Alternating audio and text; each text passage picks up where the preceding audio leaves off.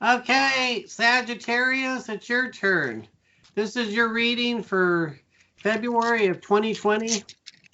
And we're going to start by telling you that Mercury is going into retrograde, which may or may not mean something to you, but it's going to really mess with your emotions because it's in Pisces. If you want more information on that, go online and look it up because we're not astrologers. We just know that it'll really mess with you. But we're going to pull some runes and some cards and do a tag team reading here and see what February looks like for you. So whenever you're ready, Faye. Ready.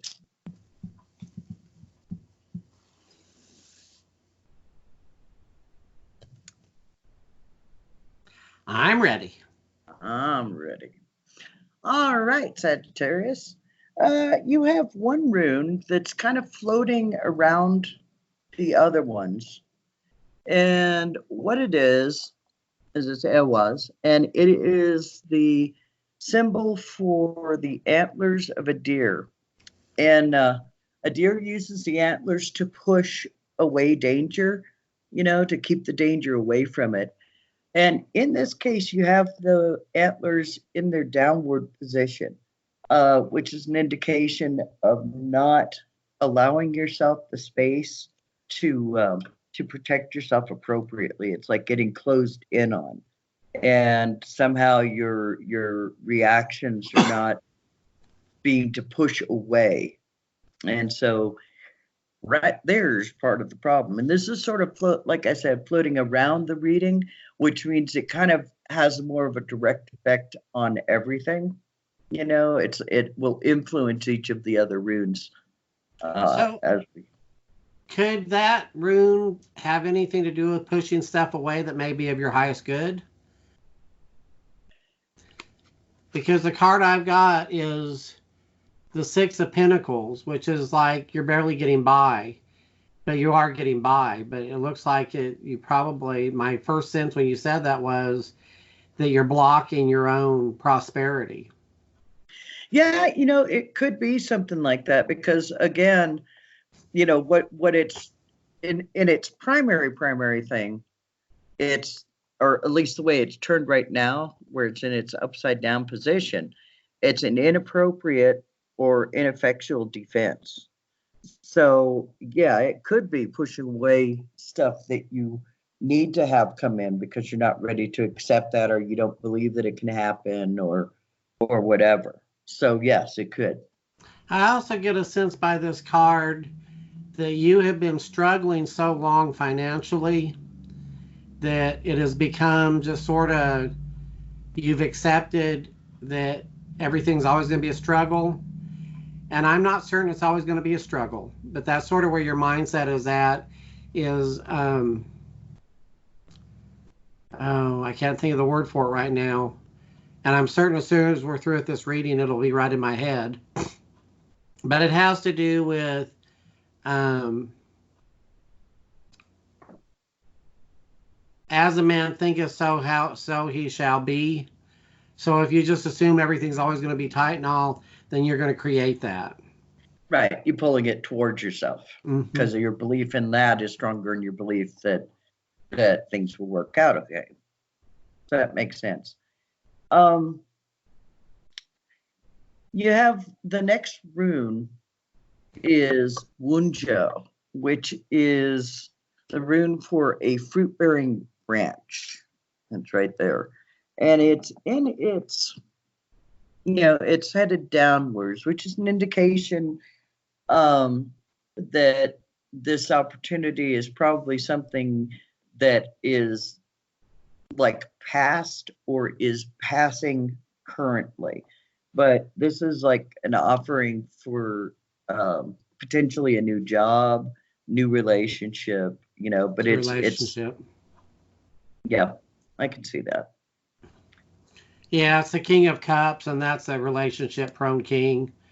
That you have a situation that someone is either recently or they are currently in your life and they're making eyes at you and you're either oblivious to it or you're pushing them away because for whatever reason. But they're perfectly fine. They're a perfectly fine person. Mm-hmm. They're They may not be what you think you want, but they may be exactly what you need. Yep. Um, Part of the deal with this also is the next rune here.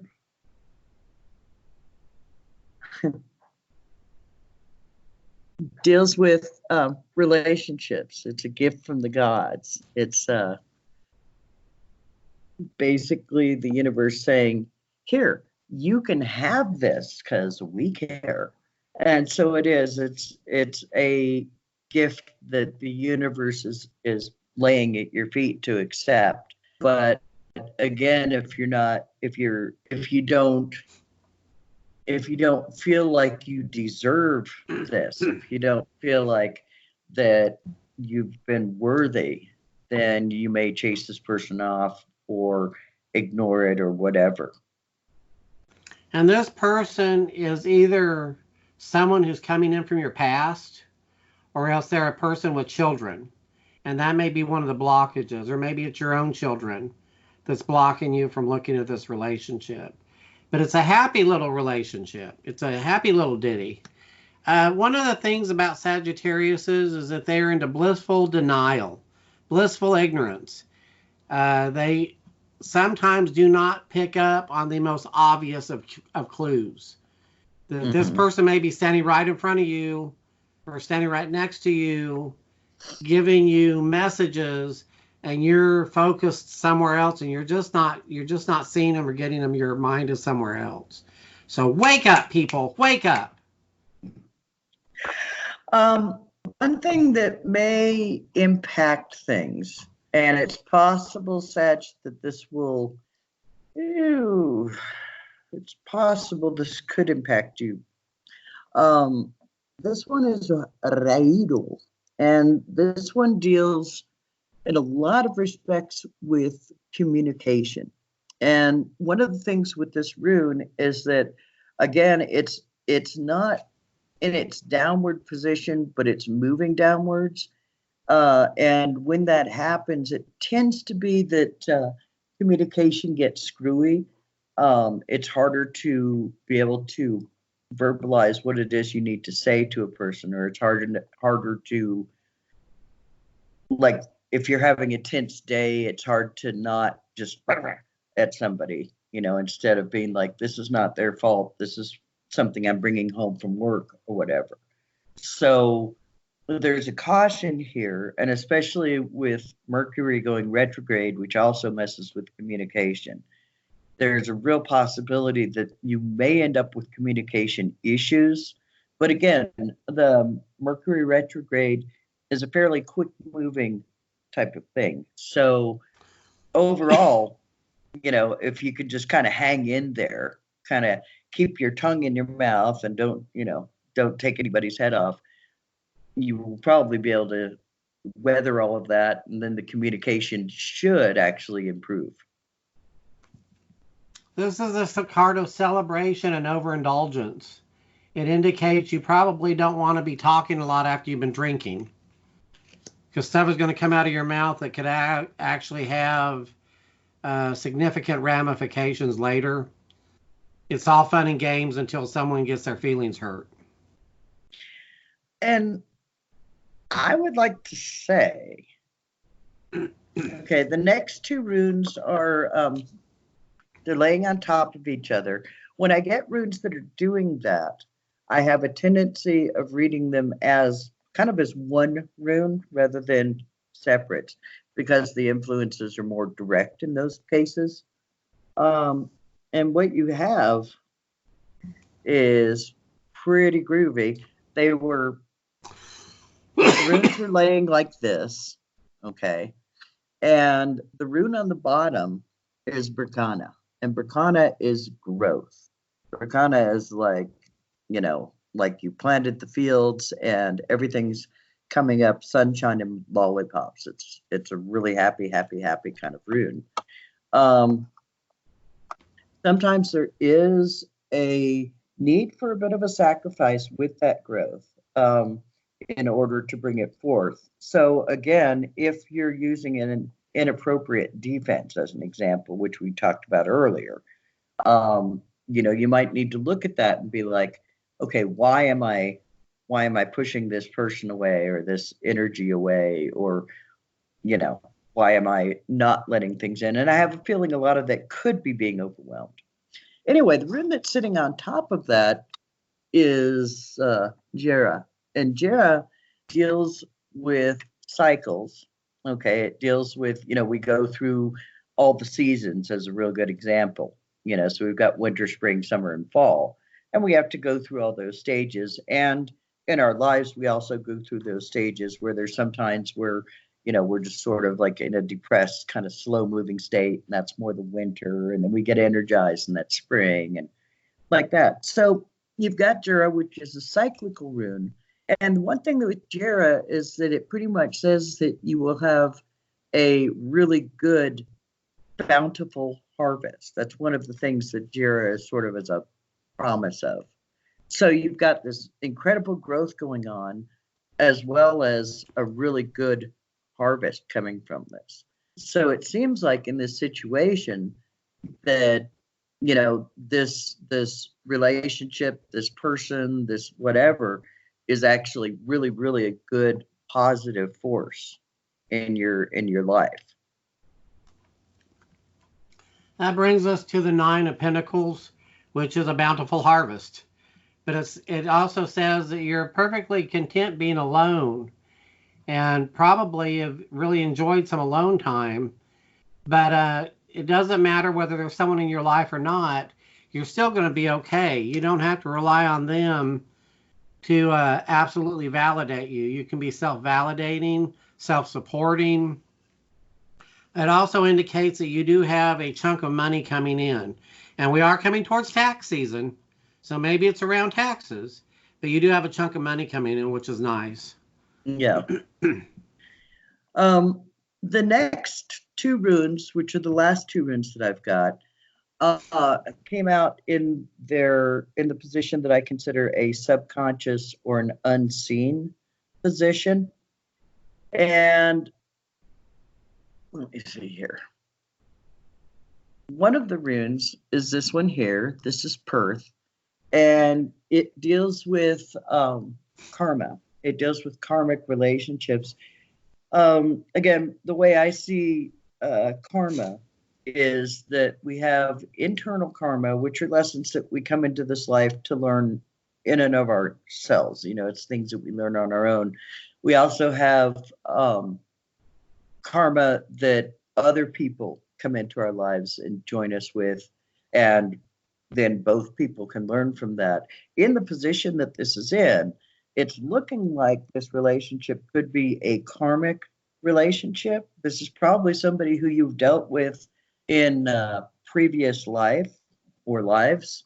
And so you're coming back in, and the other part of that is having that cyclic rune in there indicates that this, again, to me at least, seems like it would be a cycle where this is somebody who you tend to meet up with in your various incarnations together, and so this person is back around as one of your primaries that comes in to learn lessons with you and to help teach you lessons. And it's a very spiritual time. We have the Judgment card here. It's the reawakening of energy.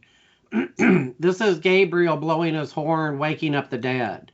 So those parts of you that you've been disconnected from, perhaps it's your sexuality, perhaps it's your emotional, you've been disconnected from your emotions, you've been disconnected from your spiritual self. Whatever's going on, maybe it's all of it, is awakening up, and you're going to have a rebirth. And it directly ties with this person coming in. It's a spiritual, it goes beyond the human relationship. It's much larger than that. And you're not going to have a lot of say-so in what's coming in, because it's going to, in some way, sweep you off your feet. It's a really beautiful time for you. You need to wake up and pay attention to it. Right. Walk into this. Wake up. The last rune that I've got is Ansus. And this one deals with messages from the universe. It's the intuitive side of the self. Now, you do have it in a slightly slipped position, which is an indication that you're not utilizing your intuitive side. Either you're not connected to it currently, or you're not believing what your intuition tells you. When I was pulling that rune up just now, something in my head said dreams. So it may be that you should be paying attention to dreams currently, because there may be information that's coming in from that. So that's a possibility. Okay. The card that chose me just now was the Queen of Swords. And what that indicates is that all this good stuff is coming, but you still need to be very aware to protect yourself. That don't just lay yourself wide open and let someone come in and totally rearrange your life. If you look, she's got her sword up, but she's got her hand saying, come here. Basically, come here, but if you mess with me, I'm going to chop your bloody head off. So just be very careful that you don't lose yourself in the energy. That you still have to be a functional adult and take responsibility for your actions. Which, strangely enough, brings me back to our starting rune, which is the one that deals with developing an appropriate response and appropriate defense. And I think that it works on both levels. You know, the one side being, you know, don't let this person totally disrupt everything. You know, stay in your own boundaries and do what's right for you. But it also is, don't push away the things that are supposed to be coming to you out of disbelief, or, you know, whatever the thing is that is holding you back from it. But overall, nice reading. Nice Way to reading. go, Sag. Enjoy your time. Thank you. And please like and subscribe, maybe share. We appreciate you spending your time with us. Thanks so much, and have a great day. Bye-bye.